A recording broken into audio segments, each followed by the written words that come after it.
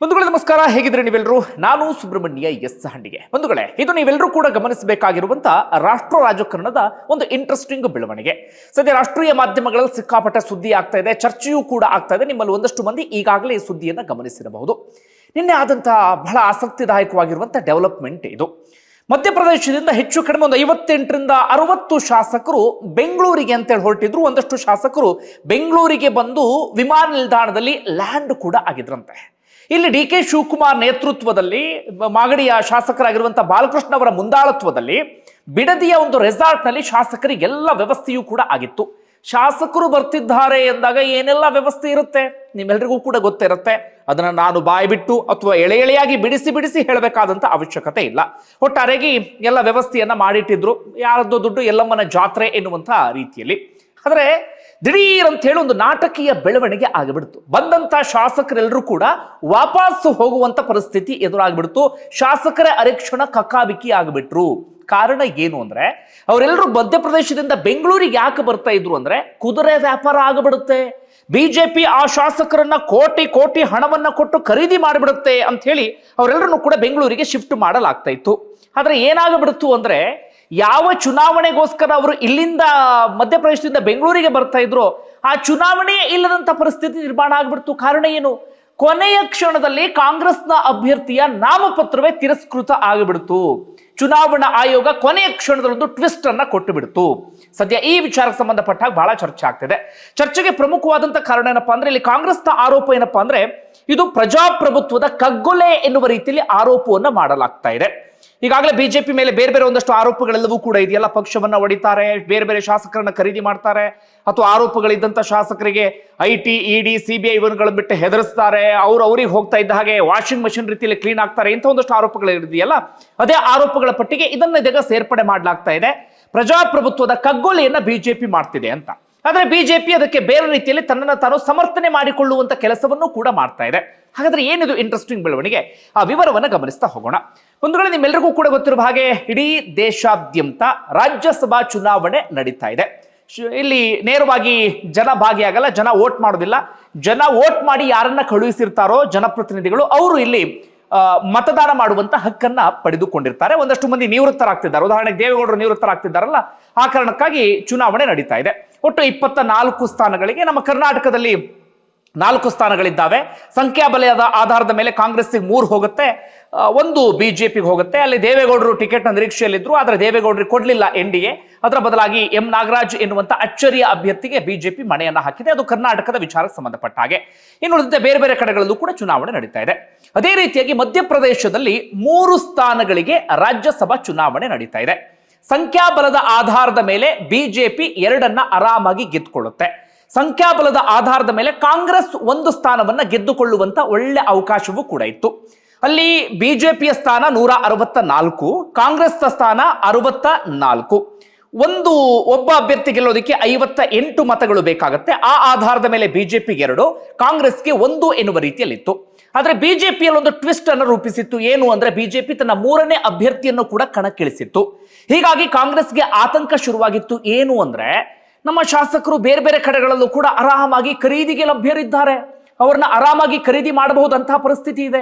ಒಂದಷ್ಟು ಶಾಸಕರನ್ನ ಖರೀದಿ ಮಾಡಿದ್ರು ಅಂತ ಆಗ್ಬಿಟ್ರೆ ಅಲ್ಲಿ ಪಕ್ಷವೇ ಕಂಪ್ಲೀಟ್ ಆಗಿ ಶೇಕ್ ಆಗುವಂತ ಪರಿಸ್ಥಿತಿ ನಿರ್ಮಾಣ ಆಗುತ್ತೆ. ಬೇರೆ ರಾಜ್ಯಗಳಲ್ಲಿ ಆ ರೀತಿಯಾದಂತ ಬೇಕಾದಷ್ಟು ಉದಾಹರಣೆ ನಮ್ಮ ಕಣ್ಣ ಮುಂದಿದೆ.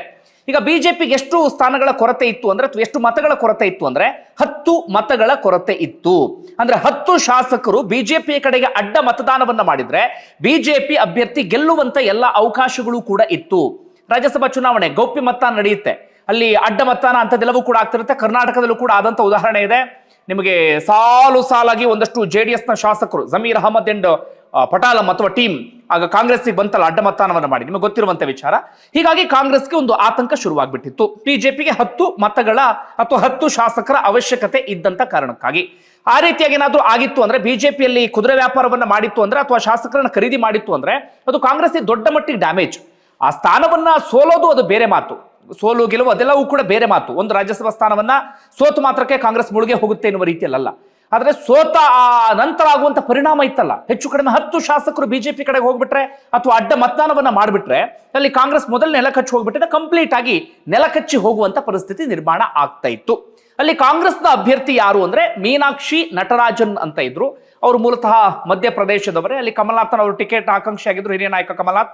ಅದರ ಕೊನೆಯದಾಗಿ ಮೀನಾಕ್ಷಿ ನಟರಾಜನ್ ಅವರಿಗೆ ಕೊಡಲಾಗಿತ್ತು. ರಾಹುಲ್ ಗಾಂಧಿ ಆಪ್ತೆ, ಹಿಂದೆ ಸಂಸದೆ ಆಗಿದ್ದಂಥವರು ಅವರು, ಹಾಗೆ ಎಐಸಿಸಿ ಜನರಲ್ ಸೆಕ್ರೆಟರಿ ಆಗಿದ್ದಂಥವ್ರು, ಸದ್ಯ ಎಐಸಿಸಿ ತೆಲಂಗಾಣ ಉಸ್ತುವಾರಿಯಾಗಿಯೂ ಕೂಡ ಕೆಲಸವನ್ನ ಮಾಡ್ತಿದ್ದಾರೆ. ಒಳ್ಳೆ ಹೆಸರನ್ನ ಮಾಡಿದಂಥವ್ರು ಮೀನಾಕ್ಷಿ ನಟರಾಜನ್. ಅವರು ಕಾಂಗ್ರೆಸ್ನ ಕ್ಯಾಂಡಿಡೇಟ್ ಆಗಿದ್ರು. ಒಟ್ಟಾರೆಯಾಗಿ ಚುನಾವಣೆ 18ಕ್ಕೆ ನಡೀತಾ ಇತ್ತು. ಬಿಜೆಪಿಗೆ 10 ಶಾಸಕರ ಅವಶ್ಯಕತೆ ಇತ್ತು. ಕಾಂಗ್ರೆಸ್ಗೆ ಏನೋ ಸಮಸ್ಯೆ ಇರಲಿಲ್ಲ, ಆರಾಮಾಗಿ ಒಂದು ಸ್ಥಾನವನ್ನ ಗೆಲ್ಲುವಂತ ರೀತಿಯಲ್ಲಿ ಇತ್ತು. ಅಲ್ಲಿ ಆಗ ಕಾಂಗ್ರೆಸ್ ಏನು ಮಾಡುತ್ತೆ ಅಂದ್ರೆ, ನಾನು ಆಗ್ಲೇ ಹೇಳ್ದ ಹಾಗೆ ಎಲ್ಲಾದ್ರೂ ಕುದುರೆ ವ್ಯಾಪಾರ ಆಗ್ಬಿಡ್ಬಹುದು ಅಥವಾ ಅಡ್ಡಮತನ ಆಗ್ಬಹುದು ಅಂತ ಹೇಳಿ ತನ್ನ ಶಾಸಕರ ಮೇಲೆ ನಂಬಿಕೆ ಇಲ್ಲದಂತಹ ಕಾರಣಕ್ಕಾಗಿ ನೋಡಿ, ನಮ್ಮ ರಾಜಕೀಯದ ದುರಂತ. ಯಾರೊಬ್ರು ಖರೀದಿ ಮಾಡೋದಂತೆ, ಇನ್ಯಾರೋ ಖರೀದಿಗೆ ಲಭ್ಯರಿರೋದಂತೆ, ಆ ರೀತಿಯಾಗಿ ಖರೀದಿ ಆಗುವಂಥವ್ರಿಗೆ ಇನ್ಯಾವುದೋ ಪಕ್ಷದವರು ಟಿಕೆಟ್ ಕೊಡೋದಂತೆ. ಏನ್ ದುರಂತ ಅಂದ್ರೆ, ವ್ಯವಸ್ಥೆ ಎಷ್ಟು ಹದಗೆಟ್ಟು ಹೋಗಿದೆ ಅಂದ್ರೆ ಇವೆಲ್ಲ ಯಾವಾಗ ಬದಲಾಗುತ್ತೋ ಗೊತ್ತಿಲ್ಲ. ಕಾಂಗ್ರೆಸ್, ಬಿಜೆಪಿ, ಮತ್ತೊಂದು ಮಗದೊಂದು ಎಲ್ಲರದ್ದು ಇದೆ ಹಣೆ ಬರಹ. ಎಲೆಕ್ಷನ್ ಟೈಮಲ್ಲಿ ಭಾಷಣ ಮಾಡೋದು ನೋಡ್ಬೇಕು, ನಾವ್ ಹಿಂಗೆ, ನಾವು ಅವ್ರಿಗಿಂತ ಭಿನ್ನ, ಮತ್ತೊಬ್ಬರಿಗಿಂತ ವಿಭಿನ್ನ ಅಂತ ಹೇಳಿ. ಏನು ಭಿನ್ನನೂ ಇಲ್ಲ, ವಿಭಿನ್ನನೂ ಇಲ್ಲ. 10 ಶಾಸಕರು ಕಾಂಗ್ರೆಸ್ನ ಕಡೆಯಿಂದ ಬಿಜೆಪಿಗೆ ಹೋಗಿದ್ರೆ, ಈಗ ಬಿಜೆಪಿ ಮೊನ್ನೆ ಕ್ಯಾಂಡಿಡೇಟ್ ಇಳಿಸಿದ್ ಯಾಕೆ ಹೇಳಿ? 10 ಶಾಸಕರನ್ನ ಖರೀದಿ ಮಾಡಬೇಕು ಅನ್ನುವಂಥ ಉದ್ದೇಶದಿಂದಲೇ. 10 ಶಾಸಕರನ್ನ ಖರೀದಿ ಮಾಡ್ಬೇಕಂದ್ರೆ ಪುಕ್ಸಟೆ ಅಂತ ಹೋಗಲ್ವಲ್ಲ, ಕೋಟಿ ಹಣ ಸುರಿಬೇಕು. ಆ ಕೋಟಿ ಹಣ ಎಲ್ಲಿಂದ ಬರುತ್ತೆ? ಅದನ್ನ ನಾವು ಇಲ್ಲಿ ಪ್ರಶ್ನೆ ಮಾಡ್ಬೇಕಾಗತ್ತೆ. ಕೋಟಿ ಹಣ ಎಲ್ಲಿಂದ ಬರುತ್ತೆ ಇವರಿಗೆ? ನಾವು ಸವ್ಯಸಾಚಿಗಳು, ನಾವು ಅದ್ಭುತರು, ನಾವು ಕಾಂಗ್ರೆಸ್ಗಿಂತ ಭಿನ್ನ, ಕಾಂಗ್ರೆಸ್ ಲೂಟಿ ಮಾಡಿದ ನಾವು ಇನ್ನೇನೋ ಮಾಡ್ತೀವಿ ಅಂತ ಹೇಳ್ಕೊಂಡು ಹೋಗ್ತಾರಲ್ಲ, ಎಲ್ಲಿಂದ ಬರುತ್ತೆ ಆ ದುಡ್ಡು? ಅದನ್ನ ನಾವೆಲ್ಲರೂ ಕೂಡ ಇಲ್ಲಿ ಪ್ರಶ್ನೆ ಮಾಡಬೇಕಾದ್ರೆ ಪ್ರಶ್ನೆ ಮಾಡಲ್ಲ. ಪ್ರಶ್ನೆ ಮಾಡಿದ್ರೆ ಯಾವ್ಯಾವ ಪಟ್ಟವನ್ನ ಕಟ್ಟುವಂತ ಕೆಲಸವನ್ನ ಮಾಡ್ಲಾಗತ್ತೆ. ಈ ಕಾಂಗ್ರೆಸ್ನ ಹಣೆ ಬರವೂ ಅಷ್ಟೇ. ಈ ಕಾಂಗ್ರೆಸ್ನ ಶಾಸಕರು ನಾಚಿಕೆ ಮಾನ ಮರ್ಯಾದೆ ಬಿಟ್ಟಂತವರು, ಖರೀದಿಗೆ ಲಭ್ಯರಿರುವಂತಹ ಶಾಸಕರು, ಅಂತವರಿಗೆ ಟಿಕೆಟ್ ಕೊಟ್ಟು ಕಾಂಗ್ರೆಸ್ ಗೆಲ್ಸ್ಕೊಂಡು ಬಂದಿದೆ. ಅಂಥವ್ರಿಗೆ ಪುಕ್ಸಟೆ ಅಂತೂ ಟಿಕೆಟ್ ಕೊಟ್ಟಿರಲ್ಲ, ಅವ್ರು ಇನ್ನೇನೋ ಇವ್ರಿಗೆ ಕೊಟ್ಟಿರ್ತಾರೆ. ಇದೆಲ್ಲ ಪಕ್ಷದ ಹಣೆ ಬರಹ ಬಿಡಿ. ಅದನ್ನ ಹೇಳ್ತಾ ಹೋದ್ರೆ ತುಂಬಾ ಹೊತ್ತು ಆಗಿಬಿಡುತ್ತೆ. ಒಟ್ಟಾರೆಗೆ ಇಷ್ಟ ಆಯ್ತಾ? ಹೀಗಾಗಿ ಕಾಂಗ್ರೆಸ್ನವ್ರು ಏನ್ ಪ್ಲಾನ್ ಮಾಡ್ತಾರೆ ಅಂದ್ರೆ, ನಮ್ಮ ಶಾಸಕರನ್ನ ಎಲ್ಲಿಗಾದ್ರೂ ಕಳಿಸ್ಬೇಕಲ್ಲ ಅಂತ. ಆಗ ಅವ್ರಿಗೆ ಸೇಫ್ ಅನ್ಸಿದ್ದೇನಪ್ಪ ಅಂದ್ರೆ ಕರ್ನಾಟಕ. ಕಾರಣ, ಡಿ.ಕೆ. ಶಿವಕುಮಾರ್ ಟ್ರಬಲ್ ಶೂಟರ್ ಅಂತ ಕರೆಸ್ಕೊಳ್ತಾರೆ. ಹಿಂದೆಯೂ ಕೂಡ ಸಾಕಷ್ಟು ಸಂದರ್ಭದಲ್ಲಿ ಬೇರೆ ಬೇರೆ ರಾಜ್ಯಗಳಲ್ಲಿ ಹಿಂಗೆ ಆದಾಗ ಡಿ.ಕೆ. ಶಿವಕುಮಾರ್ ಸೇವ್ ಕೂಡ ಮಾಡಿದ್ರಲ್ಲ. ಹೀಗಾಗಿ ಈ ಬಾರಿಯೂ ಕೂಡ ನಮ್ಮದೇ ಸರ್ಕಾರ ಇದೆ ಅಂತ ಹೇಳಿ ಅವ್ರು ಇಲ್ಲಿ ಕಳಿಸ್ಕೊಡೋ ಪ್ಲಾನ್ ಮಾಡಿದ್ರು. ಡಿ.ಕೆ. ಶಿವಕುಮಾರ್ ಈಗ ನೇರವಾಗಿ ಹೋಗಕ್ಕಾಗಲ್ಲ, ಮುಖ್ಯಮಂತ್ರಿ. ಹೀಗಾಗಿ ಮಾಗಡಿ ಶಾಸಕ ಬಾಲಕೃಷ್ಣ ಅವರಿಗೆ ಅದರ ಜವಾಬ್ದಾರಿಯನ್ನು ವಹಿಸಿದ್ರು. ಬಾಲಕೃಷ್ಣ ಅವರು ಕೂಡ ಬಿಡದಿಯಲ್ಲಿ ಎಲ್ಲ ಸಿದ್ಧತೆಯನ್ನು ಕೂಡ ಮಾಡ್ಕೊಂಡಿದ್ರು. ವಂಡರ್ಲಾಲ್ ಯಾವುದೋ ರೆಸಾರ್ಟ್ ನಲ್ಲಿ ಅವರಿಗೆ ಮತ್ತೊಂದು ಮಗದೊಂದು ಎಲ್ಲ ವ್ಯವಸ್ಥೆಯನ್ನು ಕೂಡ ಮಾಡಿ ಕಾಯ್ತಾ ನಿಂತ್ಕೊಂಡಿದ್ರು ಬಾಲಕೃಷ್ಣನವರು. ಶಾಸಕರು ಕೂಡ ಅಷ್ಟೇ 18ನೇ ತಾರೀಕಿನವರೆಗೆ ಆರಾಮಾಗಿ ಬಿಡದಿಲಿ ರೆಸಾರ್ಟ್ ನಲ್ಲಿ ಆರಾಮಾಗಿ ಇದ್ದು ಬಿಡೋಣ ಅಂತ ಹೇಳಿ, ನಮ್ಮ ಕ್ಷೇತ್ರ ಜನ ಸತ್ರು ಅಡ್ಡಿಲ್ಲ, ನಾವು ಮಾತ್ರ ಆರಾಮಾಗಿ ಅಲ್ಲಿ ಎಂಜಾಯ್ ಮಾಡ್ಕೊಂಡು ಬರೋಣ ಅಂತ ಹೇಳಿ ಖುಷಿಯಾಗಿ ಲಗೇಜು ಅದು ಇದು ಎಲ್ಲವನ್ನೂ ಕೂಡ ಪ್ಯಾಕ್ ಮಾಡಿಕೊಂಡು ಮಧ್ಯಪ್ರದೇಶದ ಭೋಪಾಲ್ನಿಂದ ಸೀದಾ ಬೆಂಗಳೂರು ಕಡೆಗೆ ಬರ್ತಾ ಇದ್ರು. ಒಂದಷ್ಟು ಜನ ಭೋಪಾಲ್ನ ಏರ್ಪೋರ್ಟ್ ನಲ್ಲಿ ಇದ್ರು, ಒಂದಷ್ಟು ಜನ ಬೆಂಗಳೂರಿನ ಏರ್ಪೋರ್ಟ್ಗೆ ಬಂದು ಇಳಿದು ಆಗಿಬಿಟ್ಟಿತ್ತು. ಆಗ ಶಾಸಕರಿಗೆ ಒಂದು ಶಾಕ್ ಎದುರಾಗಿ ಬಿಡುತ್ತೆ. ಶಾಸಕರು ತಕ್ಷಣ ಬಂದ ದಾರಿಗೆ ಸುಂಕವಿಲ್ಲ ಎನ್ನುವ ರೀತಿಯಲ್ಲಿ ವಾಪಸ್ ಹೋಗುವಂತ ಪರಿಸ್ಥಿತಿ ನಿರ್ಮಾಣ ಆಗಿಬಿಡ್ತು. ಕಾರಣ ಏನು ಅಂದ್ರೆ, ಚುನಾವಣೆಯೇ ಇಲ್ಲ, ಬಿಜೆಪಿ ಅಭ್ಯರ್ಥಿ ಅವಿರೋಧವಾದಂತ ಆಯ್ಕೆ. ಅದು ಟ್ವಿಸ್ಟ್. ಆ ವಿಚಾರಕ್ಕೆ ಬರ್ತೀನಿ ಕೇಳಿ. ಮೀನಾಕ್ಷಿ ನಟರಾಜನ್ ನಾಮಪತ್ರವನ್ನ ಸಲ್ಲಿಕೆ ಮಾಡಿದ್ರಲ್ಲ, ಆ ನಾಮಪತ್ರವನ್ನ ಚುನಾವಣಾ ಆಯೋಗ, ರಿಟರ್ನಿಂಗ್ ಆಫೀಸರ್ ಅದನ್ನ ತಿರಸ್ಕೃತ ಮಾಡಿಬಿಡ್ತಾರೆ ಅಥವಾ ರಿಜೆಕ್ಟ್ ಮಾಡಿಬಿಡ್ತಾರೆ. ಅದಕ್ಕೆ ಅವರು ಕೊಟ್ಟಂತ ಕಾರಣ ಏನು ಅಂದ್ರೆ, ಈ ನಾಮಪತ್ರ ಸಲ್ಲಿಸುವಾಗ ಅಫಿಡವಿಟ್ ಅನ್ನ ಸಲ್ಲಿಕೆ ಮಾಡ್ತಾರಲ್ಲ, ಅದರಲ್ಲಿ ಒಂದು ಕೇಸ್ನ, ಕ್ರಿಮಿನಲ್ ಕೇಸ್ನ ವಿಚಾರವನ್ನ ಮುಚ್ಚಿಟ್ಟಿದ್ದಾರೆ ಎನ್ನುವ ಕಾರಣಕ್ಕಾಗಿ ನಾಮಪತ್ರವನ್ನ ತಿರಸ್ಕರಿಸಲಾಗಿದೆ ಅಂತ ಹೇಳ್ತಾರೆ. ನಾಮಪತ್ರ ರಿಜೆಕ್ಟ್ ಆದಂತ ಕಾರಣಕ್ಕಾಗಿ ಚುನಾವಣೆ ಇಲ್ಲದಂತ ಪರಿಸ್ಥಿತಿ. ಈ ಕಾಂಗ್ರೆಸ್ನವರು ಇಷ್ಟೆಲ್ಲ ಒದ್ದಾಡಿದೆಲ್ಲ ನೀರೆಲ್ಲ ಹೋಮ ಮಾಡ್ದಂಗೆ ಆಯ್ತು. ಬಿಜೆಪಿ 3ನೇ ಅಭ್ಯರ್ಥಿಯು ಕೂಡ ಗೆದ್ದುಕೊಂಡು ಈಗ ರಾಜ್ಯಸಭೆಗೆ ಎಂಟ್ರಿಯನ್ನ ಕೊಡ್ತಿದ್ದಾರೆ. 3 ಅವರೇ ಗೆದ್ದು ಬಿಟ್ರು. ಈಗ ಚರ್ಚೆ ಆಗ್ತಿರೋದೇನು, ಕಾಂಗ್ರೆಸ್ನ ವಾದ ಏನು, ಬಿಜೆಪಿಯ ವಾದ ಏನು ಅನ್ನೋದನ್ನು ಮೊದಲು ಗಮನಿಸೋಣ. ಮೊದಲಿಗೆ ಕಾಂಗ್ರೆಸ್ನ ವಾದ ಏನು ಅನ್ನೋದು ಗಮನಿಸೋಣ. ಮೀನಾಕ್ಷಿ ನಟರಾಜನ್ ವಿಚಾರ ಯಾವುದು ಕ್ರಿಮಿನಲ್ ಕೇಸ್ ಅಂತ ಗಮನಿಸ್ತಾ ಹೋಗೋದಾದ್ರೆ, ಕಾಂಗ್ರೆಸ್ನವ್ರು ಹೇಳ್ತಾ ಇರೋದು ಏನು ಅಂದ್ರೆ, ಹಿಂದೆ 2022ರಲ್ಲಿ ಕಾಂಗ್ರೆಸ್ನ ಮಾಜಿ ಕಾರ್ಪೊರೇಟರ್ ಒಬ್ರು ದೂರನ್ನ ಕೊಟ್ಟಿರ್ತಾರೆ ಅವರದ್ದೇ ಪಕ್ಷದ ಓರ್ವ ನಾಯಕನ ವಿರುದ್ಧ. ಆತ ನನಗೆ ದೌರ್ಜನ್ಯ ಎಸಗ್ತಾ ಇದ್ದಾನೆ, ಇನ್ನೇನೋ ಮಾಡ್ತಾ ಇದ್ದಾನೆ, ಎಲ್ಲ ರೀತಿಯಲ್ಲೂ ಕೂಡ ಹಿಂಸೆಯನ್ನು ಕೊಡ್ತಿದ್ದಾನೆ ಎನ್ನುವ ರೀತಿಯಲ್ಲಿ ಅವರು ದೂರನ್ನ ಕೊಟ್ಟಿರ್ತಾರೆ. ಅದಾದ ಬಳಿಕ 2025ರಲ್ಲಿ ಅದರಲ್ಲಿ ಪ್ರತಿವಾದಿಯಾಗಿ ಈ ಮೀನಾಕ್ಷಿ ನಟರಾಜನ್ ಅವರು ಎಐಸಿಸಿ ಉಸ್ತುವಾರಿ ಆದಂತ ಕಾರಣಕ್ಕಾಗಿ ಅವರ ಹೆಸರನ್ನು ಕೂಡ ಸೇರಿಸಿರ್ತಾರೆ. ಏನು ಮೀನಾಕ್ಷಿ ನಟರಾಜನ್ ಅವರ ಹೆಸರನ್ನು ಕೂಡ ಸೇರಿಸಿರ್ತಾರೆ ಆ ಸಂದರ್ಭದಲ್ಲಿ. ಅದಕ್ಕೆ ಮೀನಾಕ್ಷಿ ನಟರಾಜನ್ ಅವರಿಗೆ ಏನ್ ಮಾಡಿರುತ್ತೆ, ಕೋರ್ಟ್ ನೀವು ಇದಕ್ಕೆ ಉತ್ತರ ಕೊಡಬೇಕು ಅಂತ ಒಂದು ನೋಟಿಸ್ ಅನ್ನ ಕಳುಹಿಸಿರುತ್ತೆ, ನೀವು ಇದಕ್ಕೆ ಉತ್ತರ ಕೊಡಬೇಕು ಅಂತ. ಹೀಗಾಗಿ ಕಾಂಗ್ರೆಸ್ನವರ ವಾದ ಏನಪ್ಪಾ ಅಂದ್ರೆ, FIR ಆಗಿರ್ಲಿಲ್ಲ, ಯಾವುದೇ ಕ್ರಿಮಿನಲ್ ಕೇಸ್ ಕೂಡ ಆಗಿರ್ಲಿಲ್ಲ, ಕೇವಲ ಒಂದು ನೋಟಿಸ್ ಬಂದಿತ್ತು ಅಷ್ಟೇ. ಆ ಕಾರಣಕ್ಕಾಗಿ ನಾಮಪತ್ರವನ್ನು ರಿಜೆಕ್ಟ್ ಮಾಡೋದು ಅಂದ್ರೆ ಏನರ್ಥ ಅಂತ ಒಂದು ಪ್ರಶ್ನೆಯನ್ನ ಮಾಡ್ತಿದ್ದಾರೆ. ಹಾಗೆ ಅವರು ಕೊಡ್ತಿರುವಂತ ಎರಡನೇ ಕಾರಣ ಏನಪ್ಪಾ ಅಂದ್ರೆ, ಈಗ ಜಾರ್ಖಂಡ್ ನಲ್ಲೂ ಕೂಡ ರಾಜ್ಯಸಭಾ ಚುನಾವಣೆ ನಡೀತಿದೆಯಲ್ಲ, ಅಲ್ಲೊಬ್ರು ಬಿಜೆಪಿ ಬೆಂಬಲಿತ ಅಭ್ಯರ್ಥಿ ಇದ್ದಾರೆ. ಅವರ ಹೆಸರು ಈಗ ಬಹಳ ಸದ್ದು ಮಾಡ್ತಾ ಇದೆ ಇದೇ ವಿಚಾರದಲ್ಲಿ. ಪರಿಮಳ್ ನತ್ವಾನಿ ಅಂತ ಅವರ ಹೆಸರು.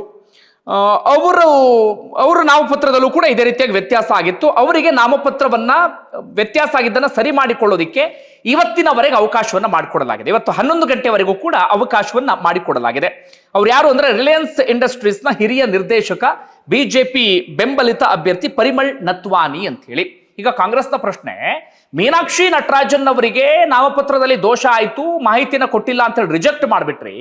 ಅದೇ ಬಿಜೆಪಿ ಬೆಂಬಲಿತ ಅಭ್ಯರ್ಥಿಗೆ ಮಾತ್ರ ಚುನಾವಣಾ ಆಯೋಗ ಇವತ್ತು 11 ಗಂಟೆವರೆಗೆ ಅವಕಾಶವನ್ನು ಮಾಡಿಕೊಟ್ಟಿದೆ. ಇದ್ಯಾವ ರೀತಿಯಾಗಿ? ಇದು ಪ್ರಜಾಪ್ರಭುತ್ವದ ಕಗ್ಗೊಲೆ ಅನ್ನೋದು ಕಾಂಗ್ರೆಸ್ನವರ ಆರೋಪ. ಅದಕ್ಕೆ ಅವರು ಇನ್ನೊಂದಷ್ಟು ವಿಚಾರಗಳನ್ನು ಕೂಡ ಆಡ್ ಆನ್ ಮಾಡ್ತಾ ಇದ್ದಾರೆ. ನೀವು ಬೇರೆ ಬೇರೆ ರಾಜ್ಯಗಳಲ್ಲಿ ಪಕ್ಷವನ್ನ ಹೊಡಿತಾ ಇದ್ದೀರಿ, ಶಿವಸೇನೆ ಹೊಡೆದ್ರಿ, NCP ಹೊಡೆದ್ರಿ, TMC ಹೊಡೆದ್ರಿ, ಪ್ರಜಾಪ್ರಭುತ್ವ ಆಧಾರದ ಮೇಲೆ ಬಂದಿರುವಂತಹ ಸರ್ಕಾರವನ್ನು ಕೂಡ ಕೆಡುತ್ತಾ ಇದ್ದೀರಿ. ಒಂದಷ್ಟು ಮಂದಿ ಆರೋಪ ಇರುವಂತವ್ರನ್ನ ಹೆದರಿಸಿ ಅವ್ರನ್ನ ಪಕ್ಷಕ್ಕೆ ಸೇರಿಸ್ಕೊಂಡು ಅವ್ರನ್ನ ಕ್ಲೀನ್ ಮಾಡ್ತಾ ಇದ್ದೀರಿ. ಈಗ ಇಲ್ಲೂ ಕೂಡ ಕೈ ಹಾಕಿದ್ದೀರಿ. ಇದು ಪ್ರಜಾಪ್ರಭುತ್ವದ ಕಗ್ಗೊಲೆ. ಎಲ್ಲಿಗೆ ಹೋಗ್ತಿದೆ ಪ್ರಜಾಪ್ರಭುತ್ವ ಎನ್ನುವ ರೀತಿಯಲ್ಲಿ ಅವ್ರ ಪ್ರಶ್ನೆ. ಈಗ ಬಿಜೆಪಿ ಅವ್ರ ವಾದ ಏನಪ್ಪಾ ಅಂದ್ರೆ, ಓರ್ವ ಹಿರಿಯ ನಾಯಕಿ ನಾಮಪತ್ರವನ್ನು ಸಲ್ಲಿಸುವ ಸಂದರ್ಭದಲ್ಲಿ ಹೇಗೆ ನಾಮಪತ್ರ ಸಲ್ಲಿಸಬೇಕು ಅನ್ನೋದು ಅವ್ರಿಗೆ ಗೊತ್ತಿಲ್ವಾ? ಒಂದು ಕೇಸ್ ಇದ್ದಂತ ಸಂದರ್ಭದಲ್ಲಿ ಅದನ್ನು ಮೆನ್ಷನ್ ಮಾಡಿಲ್ಲ ಅಂದ್ರೆ ಸಹಜವಾಗಿ ನಾಮಪತ್ರ ತಿರಸ್ಕೃತಗೊಳ್ಳುತ್ತೆ. ನೀವು ಪರಿಮಳ್ ನತ್ವಾನಿ ಅಂತ ಮೆನ್ಷನ್ ಮಾಡ್ತಿದ್ದೀರಲ್ಲ, ಅವರ ಪ್ರಕರಣಕ್ಕೂ ಇವರ ಪ್ರಕರಣಕ್ಕೂ ಬಹಳ ವ್ಯತ್ಯಾಸ ಇದೆ. ಈ ರೀತಿಯಾಗಿ ಬಿಜೆಪಿ ನಾಯಕರು ಸಮರ್ಥನೆಯನ್ನ ಮಾಡಿಕೊಳ್ತಾ ಇದ್ದಾರೆ. ಸದ್ಯಕ್ಕಿದು ಬಹಳ ಚರ್ಚೆ ಆಗ್ತಿದೆ ಇಡೀ ದೇಶಾದ್ಯಂತ. ಮೀನಾಕ್ಷಿ ನಟರಾಜನ್ ವಿಚಾರದಲ್ಲಿ ಈ ರೀತಿಯ ಒಂದಷ್ಟು ಸದ್ದು ಮಾಡ್ತಾ ಇದೆ. ಆದ್ರೆ ಬಹಳ ಖುಷಿಯಾಗಿ ಹೊರಟಿದ್ದಂತ ಶಾಸಕರಿಗೆ ಬಹಳ ನಿರಾಸೆ ಆಗಿಬಿಟ್ಟಿದೆ. ಆ ನಿರಾಸೆ ಅವೆಲ್ಲವೂ ಕೂಡ ಒಂದು ವಿಚಾರ. ಮತ್ತೊಂದು ಕಡೆಯಿಂದ ಈ ನಾಮಪತ್ರ ತಿರಸ್ಕೃತ, ಇದು ಬಹಳ ಗಂಭೀರವಾದಂಥ ವಿಚಾರವೇ. ಏನೇನಿದೆ ಆ ಸುದ್ದಿಯನ್ನು ಮಾತ್ರ ನಿಮಗೆ ತಲುಪಿಸುವಂತ ಕೆಲಸವನ್ನ ಮಾಡಿದ್ದೇನೆ. ಸರಿನಾ ತಪ್ಪಾ ನೀವೇ ನಿರ್ಧರಿಸಿ.